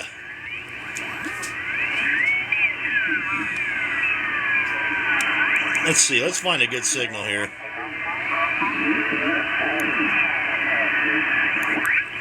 How about that one? 4 years. I was WA6THI when I lived out in California. All right. I'll be right back. I got to go grab a charger for my phone. But my wife and I fled California in 1997. We were kind of ahead of the curve. And I found my grandfather's old QSL card when I was packing up stuff. We were moving to Denver. And I found out the call had never been reissued, so I applied for it and got it. So that's where that call came from. It was my grandfather's call. He got it in 1951, and then he passed away in 1957, and I got my novice 2 years later. Anyhow, this hex beam I have, I did not plan on putting up a hex beam. I've got my 3-element skipper here that I'm repairing. And that's what's going to go on top of the tower. But I said, oh, hell. A friend of mine gave me the antenna. And all right. put up the hex beam. So, here's what I'm talking about with, earlier I was talking about noise and crap on the radio. Interference. Watch this. Okay, see that? Of course, my cord is only so long here. Let's see. Watch. Well, I guess it would help if I had it plugged in, huh? You know, surprisingly enough, wow, I'm shocked and amazed. Normally, I'll zoom in. Normally, when I plug in a charging block to charge my phone, it's usually like 10 over a noise. There's no noise, so I guess I lied. Anyway, is what it is, but that's a common thing. So I'm going to have to kind of stick back from the radio here a couple of feet and zoom back out here. But just because my cord's only so long here. But there we go. Now we're charging here. Kilo 5 Delta Oscar November. I think I talked to you the other night there, Don. I think I did. I think I was QRZ, and I'm pretty sure that I've got you on my live, buddy. You can't afford to go ham. Well, sure you can. Anybody can afford to go ham. Hey, look, a shack dog who needs a haircut. Yeah. Anybody can go ham. If you got $20 and you can go take a quick test, you can go ham. Easy peasy. Look at that. That's little Otis who needs a haircut. You can't see out of his eyeballs. I don't know where my other shack dog is. Jeanette. He's somewhere around here. Anyway, we got happy dogs. Happy dogs around here. Yeah, they like them. You got your license on $14. That's pretty good. Well, the thing is, Jose, the equipment doesn't have to be tremendously expensive, man. And I'll tell you, it's not like I bought this stuff here overnight, man. It's just, you know, it just comes with time. You know, that's the deal. Well, that's a loaded question there, Plays. If I was stranded in an emergency, what would be the best frequency to get help? It depends what kind of emergency you're talking about, where you're at. There's a lot of different... There's a lot of different scenarios on that. I mean, if you're out in the middle of nowhere and you need to get a hold... So, here's one. So, I know a guy... This was a lot of years ago, talking about being in an emergency, okay? He had a 10 meter set up in his car. Not a CB, but straight up 10 meters with a steel whip. He was a technician. He could talk from 28.3 to 28.5. He had a little car. I think it was a little Pontiac or something, a little two-wheel drive car. And him and his wife and his son went up to the mountains one day to go tool around. And they were up there doing something. And they got into a little bit of snow. And he thought, oh, well, I'll just go a little farther. Well, he didn't have a shovel or nothing. And he got stuck. And this was back before cell phones were really like a thing. And, well, I mean, they were a thing, but, you know, he was far enough out where there wasn't really anything. He may have had a flip phone with him. And I'll tell you what, he ended up getting a hold of somebody in the country, somebody in the United States, to call the sheriff in the county that he was in. And, and these people were like 1,000 miles away from him on 10 meters. To call the sheriff to come up there and pull him and his family out of the snow. And it worked. So, again, depending what you're doing. He didn't have a 2-meter rig with him. He probably could have just got into a repeater. And one of the local guys probably could have came in and helped out. I've been part of an emergency situation at one point in time, too. A couple different times, actually. Another one of my hand buddies, again, going right back to K70WW over here. Where'd it go? Him right there, Matt, K70WW. Same deal, on 2 meters, and I barely heard him. And he was stuck up in the woods. His battery died, and him and his wife and his kids, same type of scenario. They weren't stuck, battery died on him, and they were kind of down in this hole. And I went up there and rescued him. I went up there and gave him a jump start and got him out of there because of the radio. And that's the only way I knew where he was, because he had a radio with him, with a handheld. So, I don't know. But HF can be good. 2 meters can be good. Don, you're a general class. Right on. That's awesome. I love it, man. And you do have a 10 meter, so there you go, man. If you get your technician license, Jose, 10 meters, you're good on sideband from 28.3 to 28.5 megahertz. There you go. And you're good all through 6 meters on sideband. You can do almost every band on CW if you want to learn CW. So, yeah. 2 meter, 10 meter. So, this little guy here. So, this is 2 meters. You see that? 140 whatever megahertz there. 46, 47. That's the frequency in meters. That's 2 meters there. 146, 520. So, this is 20 meters. 14 megahertz is 20 meters. So what they mean by meters is it's really the wavelength is what it is. So a full wave of 2 meters is approximately 6 feet. So when you build an antenna, you build, say you want a 5/8 wave 2 meter antenna, it's roughly 54 inches. And that's 5/8 of the wavelength of 2 meters, which is roughly 6 feet, which is what, 72 inches? So 54 inches is about 5/8 of that. And also, oddly enough, 54 inches happens to be a quarter wavelength on 6 meters as well. So you could use that antenna for 2 meters or 6 meters with the same antenna. And that's what it is. So when I'm talking 20 meters, my antenna that I have for 20 meters is a half of a wave of 20 meters.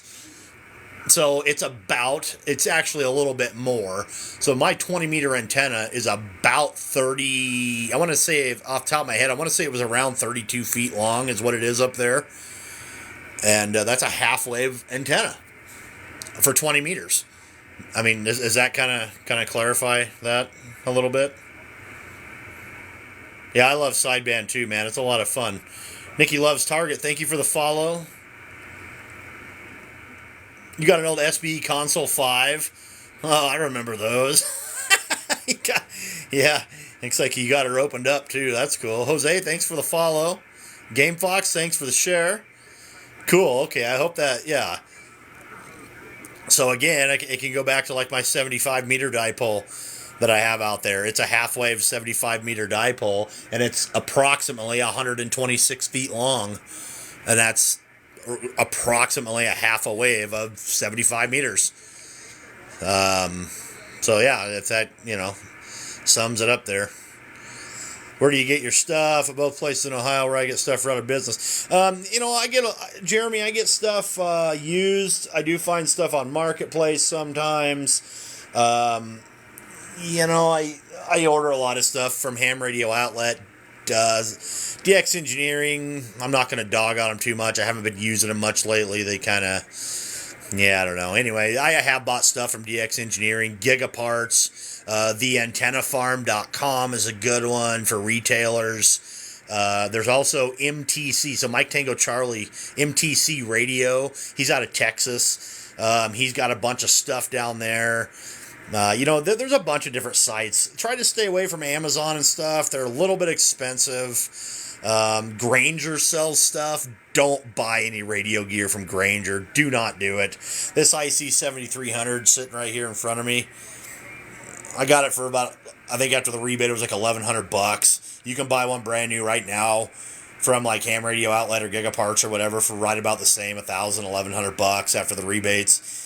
Grainger wants over $2,000 for the same rig. Don't buy from Grainger. It's ridiculous. Just throwing that out there. You can buy from wherever you want if that's who you want to support. More power to you, but save your money. One thing you'll find about hams is most of us are relatively frugal. But then we spend money on things like QSL cards and,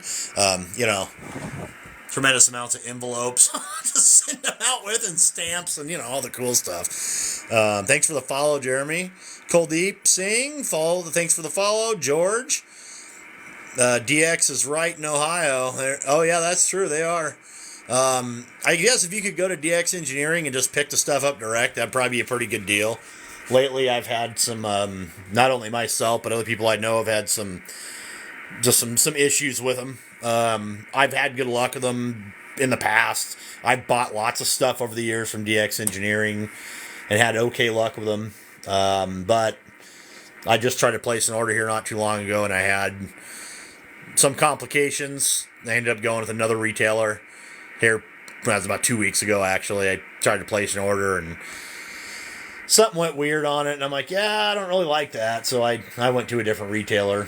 But that's my own opinion. Everybody's got their own thing, It's okay to, have your opinion, I guess.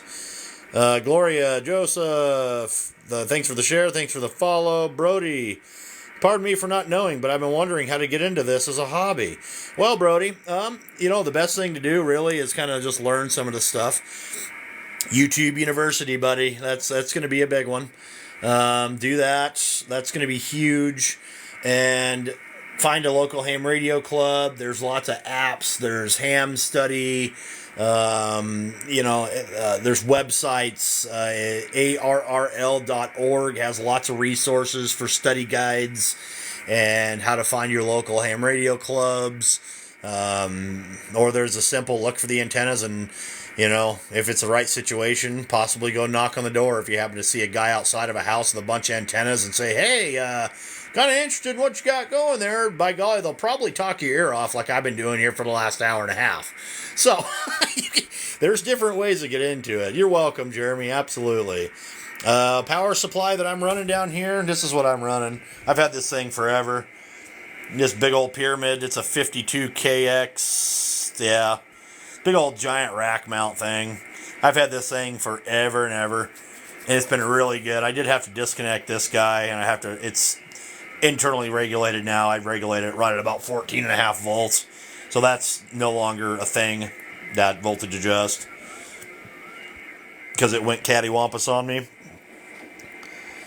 How it works, there's a lot of technical stuff. It depends where you really want to go with this. Really, it's a lot of wires. I've got lots of antennas outside up in the air.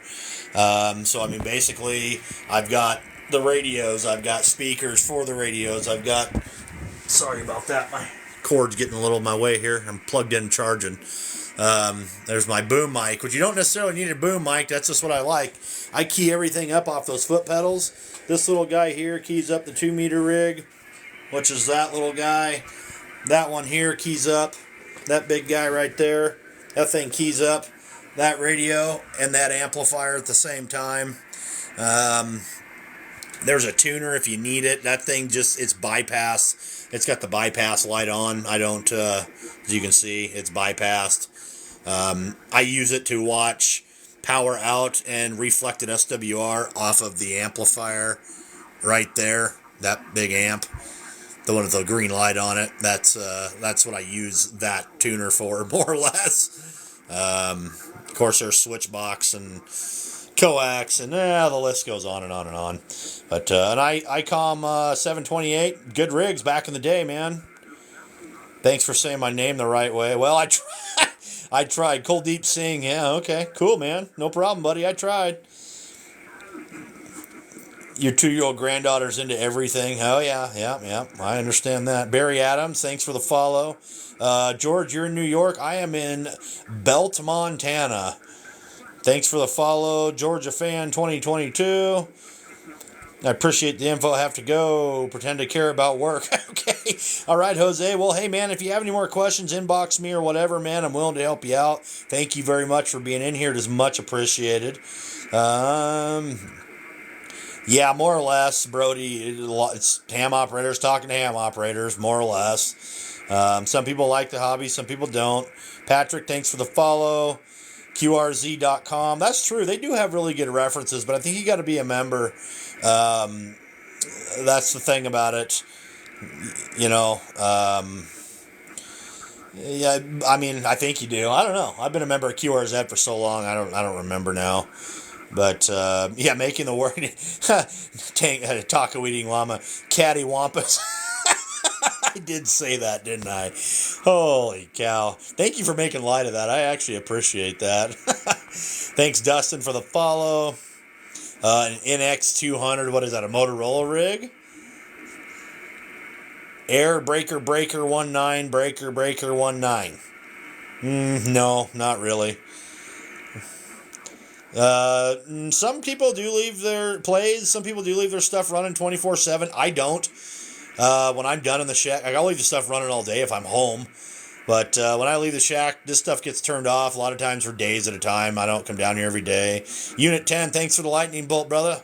Thanks for coming in, too. I appreciate you. Palomar 225, I'll tell you, if they're the older ones, if it's got like those 1446 transistors in it, they're pretty good little amplifiers, really.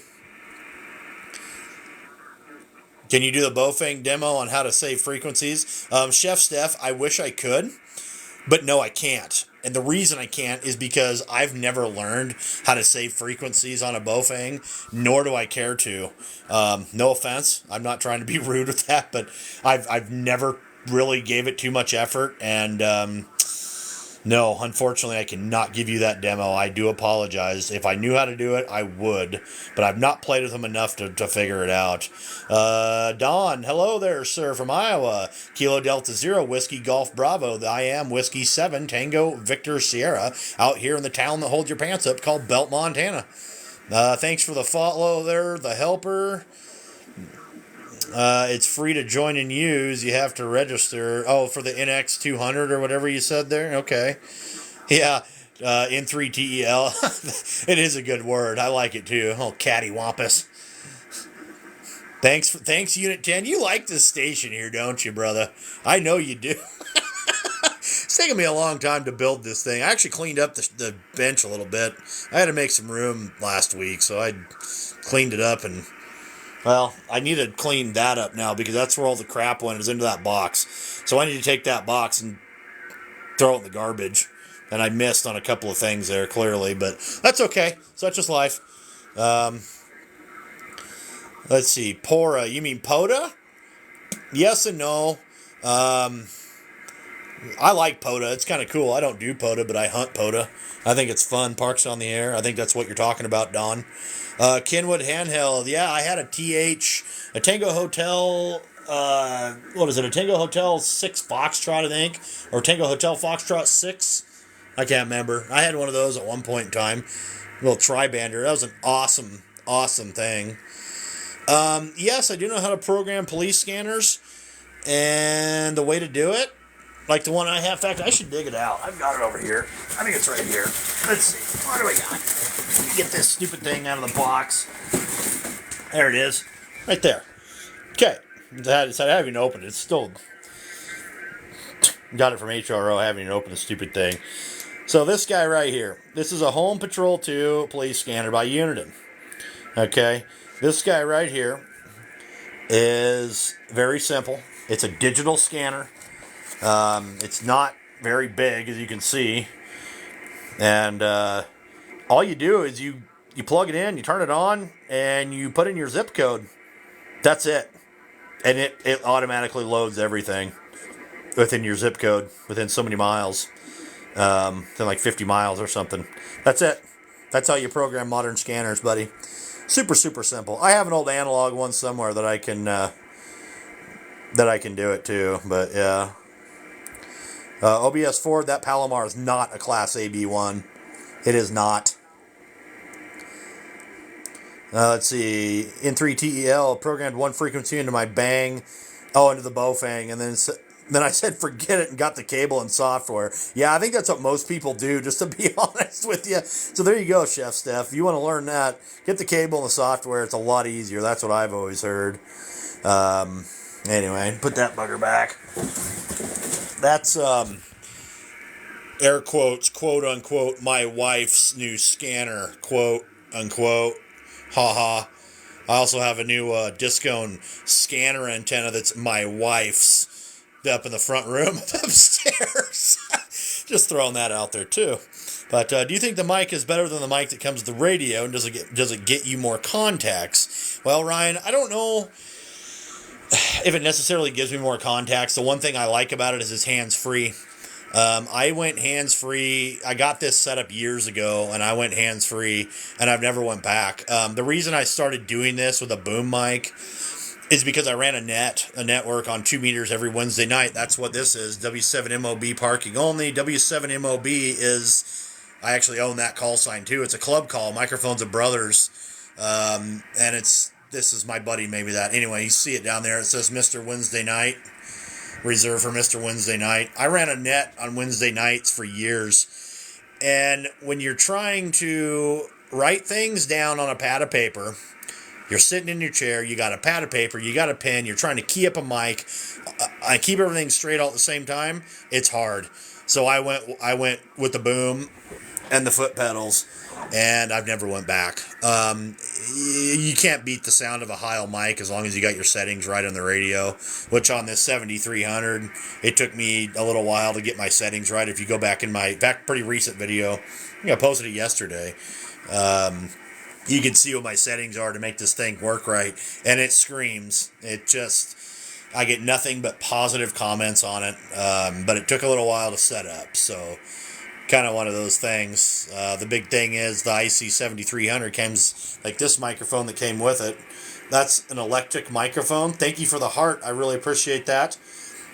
That's an electric microphone. That microphone there is a dynamic microphone, so the parameters are different. They don't really jive with that radio, so that's why you got to change the settings in there. But overall, most of the time I wouldn't be able to tell if somebody was using that mic or a desk mic or anything else on their 7300, because they just sound good. Advantages of being a member of QRZ besides no ads. I still have ads. I'm just a basic member. Kilo Alpha 9, Kilo Echo Alpha. The benefit for me is I have hundreds and hundreds of lookups in a day sometimes, and you can't do over 100 lookups without being a member. They implemented that a couple years back, so I give them their however much it is a year, which is obnoxious to me because it used to all be free. And you can't post things for sale unless you're a member now too. I don't sell much, but sometimes I do, and I like to post it on QRZ. And that's another place you can buy stuff too, is on QRZ. And it's a lot of times you're a lot better off because more than likely they're going to come from a ham and it's not going to be a scam, typically. Randy, thank you for the follow. $600. What's $600? Ham radio gear can be $600. I've spent a lot more than that on a piece of equipment, I can tell you that. Yeah, OBS 94. You can get me a picture of the inside of that thing, but unless it's one of those that says it's good from an crap, I can't remember what they say on them, but those Palomars, the older ones were AB bias because they were an amateur amplifier and they were never meant for 11 meters. They worked on 11, there's not real well, but they did have the filtering in them. The newer ones, there's no filtering in them. I'm just being honest with you, buddy. But the older ones, yeah, some of them did have the filtering. TEL, I do appreciate the heart, man. That's awesome. Thank you very much for that. You just got the #1 gifter badge too. Right on. Depending, Jeremy, I don't know. It depends what antenna you want me to use or what antenna I'm talking on. Like I got 2-meter antennas, 70 centimeter antennas. I got 20-meter antennas, 75-meter antennas. I got different antennas up out there, buddy. Chef Steph, you want to see how this stuff rolls? You want me to see about working a pile up here? I appreciate the follows. But here's the thing. If I start working a pile up, I'm not going to be... See, now the cool thing is, another thing about this boom mic, is I can bring this right into my face. See this? Look. There it is. And I'm sitting way back here because I'm being restricted by a cord. It's charging my phone at the moment here because my phone's going to die if I don't. So here's the thing, Steph. If I start doing this, first I got to find me a frequency here. I shouldn't say it like that, but let's see. That one, we'll try 240. All right, but you guys want to hear this? How this works? I'll do it, but I'm not going to be able to pay attention to the video. Okay. All right, here we go. Let's do it. Let me turn my power down. I don't need to be blasting that much. About 35 watts. Is a frequency in use? Is a frequency in use? Is anybody using this frequency?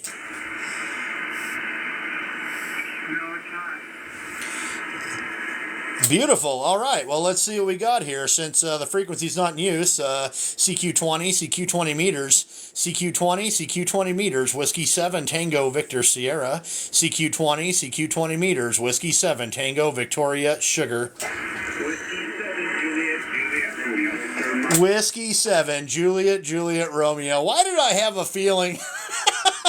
Oh my gosh. Jim, how the heck are you over there in Washington, my friend? It's nice and warm, almost 40 degrees. It's wet. The ducks are playing out there in the water. They're just loving it. Over. Oh, Roger. Well, good deal, man. Good deal. I'm going to zoom this in a little bit. I think you're still watching here. I'm going to try to keep it on there and pay attention. But anyway there, Jim, I know it's a little blurry. Holy cow, I don't like that. That's what happens when I'm 3 feet away from this thing. Anyway, well, good deal. I wish you need to send some of that warmer weather over here because I got to get rid of some of this ice on the road there, Roger. Some remote viewing and some weather modification. Well, I'll let you get to your pile up there. It's nice getting in there nice and early. I'll fire up my QRZ and get this thing locked so we get that gold star going there. Awesome work here on 20 meters. But yeah, I'll keep you back on the live. I got the volume down in the live right now, so I can't hear myself. So that's Jim, Whiskey 7, Juliet, Romeo. Juliet, Romeo, have a great day, my friend track. Roger there, Jim. All right, buddy. Well, hey, thank you very much for being in there, my friend. And gosh, what are we about? I don't know, about 600-700 miles apart. No, probably not even that far, I guess. But anyway, well, there you go. Right on, Jim. I really appreciate you being there, buddy. Thanks for being my first contact today. And I'll roll this for a little while here anyway before I shut this whole thing down. But all right, have a good day there, my friend. Whiskey 7, Juliet, Romeo. This is Whiskey 7, Tango, Victor, Sierra, out here in the town that holds your pants up called Belt, Montana. 73 in QRZ. Kilo Golf 7, Quebec Bravo Golf. Kilo Golf 7, Quebec Bravo Golf. How we doing today, sir? Doing well. This is Ryan Johnson. I sent you a comment about your mic and so you hop on. It's like, hey, boys, we'll make a contact. Oh, heck yeah. See, the crappy... Here's what's really crappy about this. I can't log anything because I'm trying to hold a phone and I'm on a charger and all that stuff. So, yep, I'm just kind of sitting here with my face hanging out, making some random contacts there, Roger. Yeah, no, that's great. I think it's awesome that you do something like this. Get the hobby out to other people who might not be in it. So it's pretty cool that you're doing this.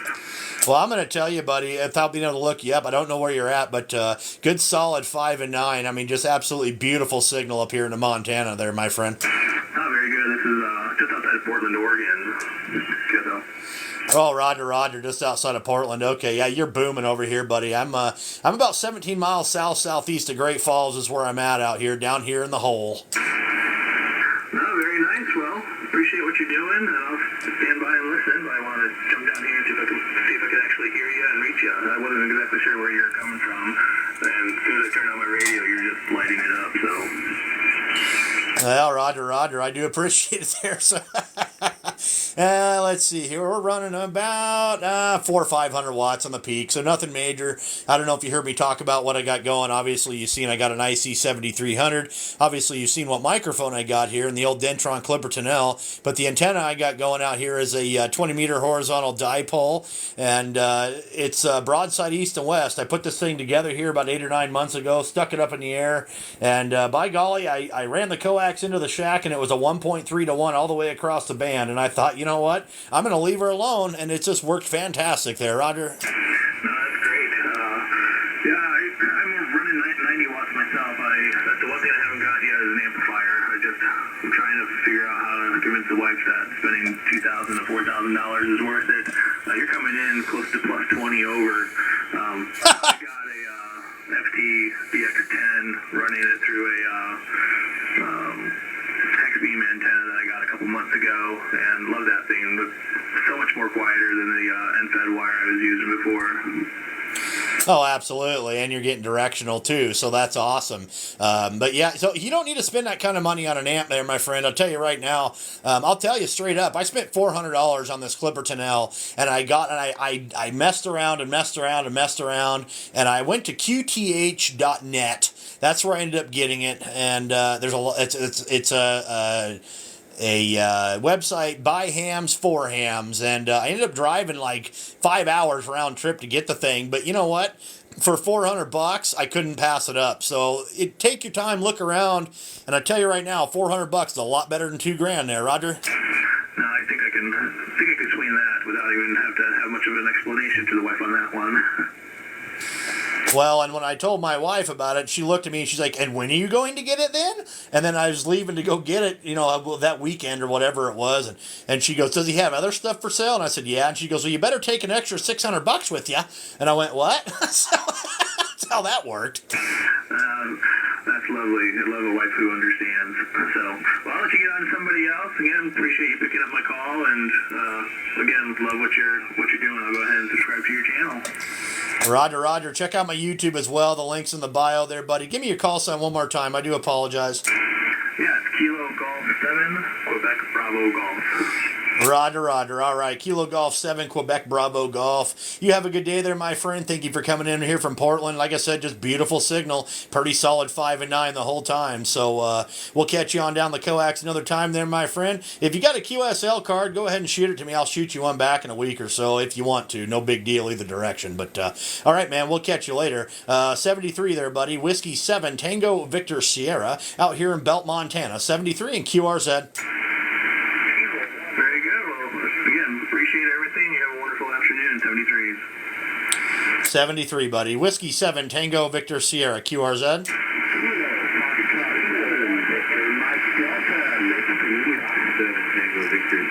Was that Kilo Foxtrot 1, Mike Victor Sierra? Is that what that was?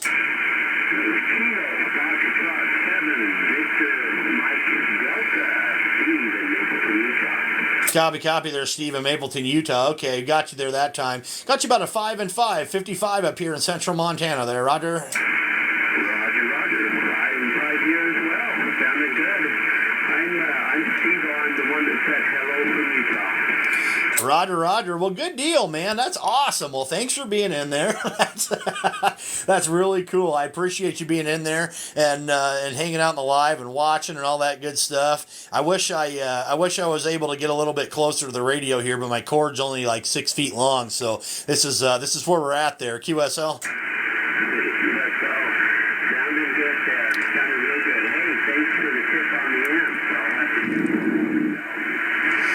Yeah, absolutely, man. You know, like I said, there's different resources. You don't always have to buy the stuff brand new.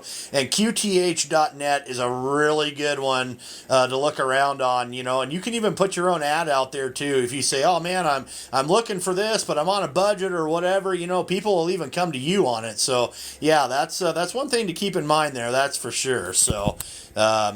Anyway, it looks like I'm going to have to shut this live down. My phone is now starting to overheat. So, anyway, I'm going to step back out of here for a while and finish this up. Thank you for being there from Utah, and we'll say 73 for now. This is Whiskey 7 Tango Victor Sierra out here in the town that holds your pants up called Belt, Montana. 73, and I'm going QSY. All right, 73, Kilo Bravo 8, Oscar Julia.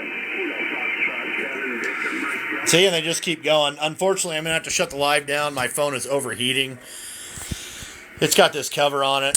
Maybe if I unplug it here, maybe it'll cool off, but it is getting pretty hot. So anyway, all right, guys. Well, I really appreciate everybody who was in here, and hope we got a good grasp on what's going on with radio today.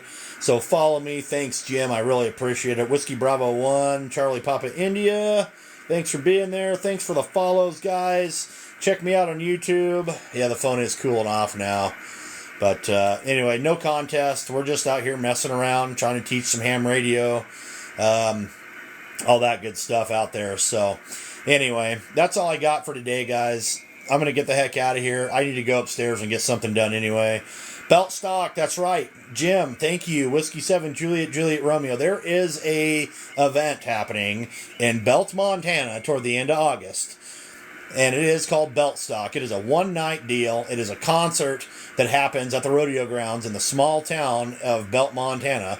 And me, W7JJR, and a few other hams, maybe even part of the ham club that I'm part of in Great Falls. We're going to be doing some ham radio activations out here. And if we're real lucky, we might even have some VE testing going on during the day. We're going to be sending out we're getting some QSL cards made up too. I think we're going to start with like 250 of them. And I don't know if we're going to run here at my house for one station, maybe down at the park for a couple others. I'm not sure how we're going to do that yet. No, I'm not too far from Choteau County. I'm in Cascade County. But anyway, so yeah, that's going to be a thing come the end of summer here. And we're going to be using the call sign Whiskey 7 Mike Oscar Bravo. I believe that's kind of what we talked about this morning. I think we're gonna roll that one. And anyway, we're gonna go from there. So thanks for the Cotton Top 0065. Thanks for the follow. And anyway, so we got some stuff going on here. You know, us as hams, we do a lot of community stuff, and it's gonna be a lot of fun. And yeah, we're going to have a blast doing it. So, anyway, I really appreciate you guys. Thanks for all the follows, the gifts, the likes, the shares, everything else. And I really appreciate everybody coming in here. Let's keep this all positive, keep some good stuff going, some good vibes. And, yeah, go amateur radio. Holy crap.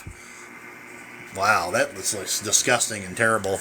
This phone must be getting too hot or something. I don't like that at all. Maybe if I do this, hang on. Yeah, phone's getting hot. Anyway, there you go. We'll go over this next time, maybe next weekend there. So maybe we'll do this again next Sunday.